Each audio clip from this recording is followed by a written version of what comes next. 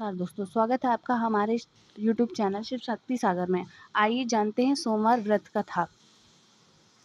एक समय की बात है, किसी नगर में एक साहूकार रहा करता था। उसके पास धन की कोई कमी नहीं थी, लेकिन उसकी कोई संतान नहीं थी। इस कारण वह बहुत दुखी था। पर पुत्र प्राप्ति के लिए वह प्रत्येक सोमवार शिव जी का व्रत रखता और पूरी श्रद्धा से शिव जी के मंदिर जाकर भगवान शिव और माता पार्वती की पूजा करता। उसकी भक्ति देख एक दिन माँ पार्वती प्रसन्न हुई और भगवान शिव जी से उस साहूकार की मनोकामना पूर्ण करने का आग्रह किया। पार्वती जी की इच्छा सुनकर भगवान शिव जी ने कहा, हे पार्वती, इस संसार में हर प्राणी को अपने कर्म का फल मिलता है। जिसके भाग्य में जो है उसे भोगना ही पड़ता है। लेकिन पार्वती जी ने साहूकार की भक्ति का मान रखने के लिए उसकी मनोकामना पूर्ण करने की इच्छा जताई। पार्वती जी के आग्रह पर शिव जी ने साहूकार को पुत्र प्राप्ति का वरदान तो दिया, लेकिन साथ ही यह भी कहा कि उसके बालक की आयु केवल 12 वर्ष ही होगी। माता पार्वती और भगवान शिव जी की बातचीत को साहूकार सुन रहा था। उसने ना तो इस बात की खुशी जताई और ना ही दुख। वह पहले की भांति शिव जी की पूजा करता रहा। कुछ समय बाद साहूकार के घर एक पुत्र का जन्म हुआ। वह बालक 11 वर्ष का हुआ तो उसे पढ़ने के लिए काशी भेज दिया गया। साहूकार ने पुत्र के मामा को बुलाकर बहुत सारा धन दिया और कहा कि तुम इस बालक को काशी विद्या प्राप्ति के लिए ले जाओ और मार्ग में यज्ञ करना। जहाँ भी यज्ञ कराओ वहाँ ब्राह्मणों को भोजन कराते और दक्षिणा देते हुए जाना। दोनों मामा भांजी इसी तरह यज्ञ करते और ब्राह्मणों को दान दक्षिणा देते काशी की ओर चल पड़े। रात में एक नगर पड़ा, जहाँ नगर में एक राजा की कन्या का विवाह था। लेकिन जिस राजकुमार से उसका विवाह होने वाला था वह एक आंख से काना था। राजकुमार के पिता ने अपने पुत्र के काने होने की बात छुपाने के लिए एक चाल सूझी।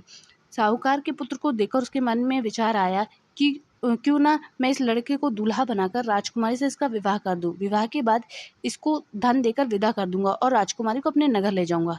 लड़के को दूल्हे के वस्त्र पहनाकर राजकुमारी से विवाह करा दिया गया। लेकिन साहूकार का पुत्र ईमानदार था।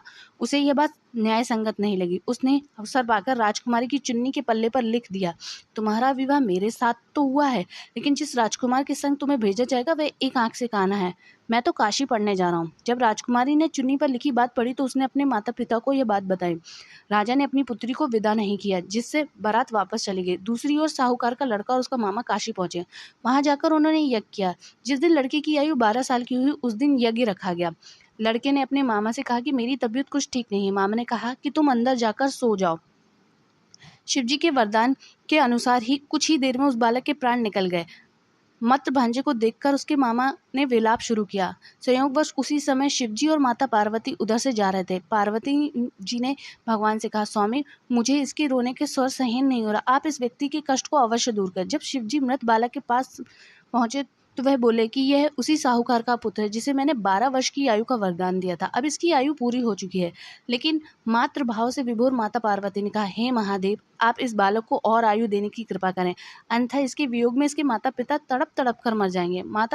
पार्वती के आग्रह पर भगवान शिव ने उस लड़के को जीवित रहने का वरदान दिया। शिव जी की कृपा से वह लड़का जीवित हो गया। शिक्षा प्राप्त करके लड़का मामा के साथ अपने नगर की ओर चल दिया। दोनों चलते हुए उसी नगर जहाँ पहुंचे जहाँ उसका विवाह हुआ था। उस नगर में उन्होंने यज्ञ का आयोजन किया। उस लड़के के ससुर ने उसे पहचान लिया और महल ले जाकर उसकी खातिरदारी की और अपनी पुत्री के साथ विदा किया।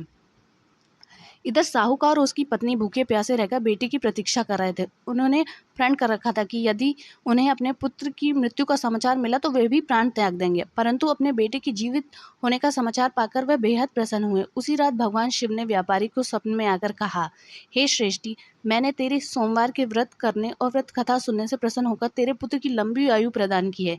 इसी प्रकार जो कोई सोमवार का व्रत करता है, ये कथा सुनता है और पढ़ता है, उसकी उसकी सारी मनोकामना पूरी होती है। बोलो जय महादेव, हर हर महादेव।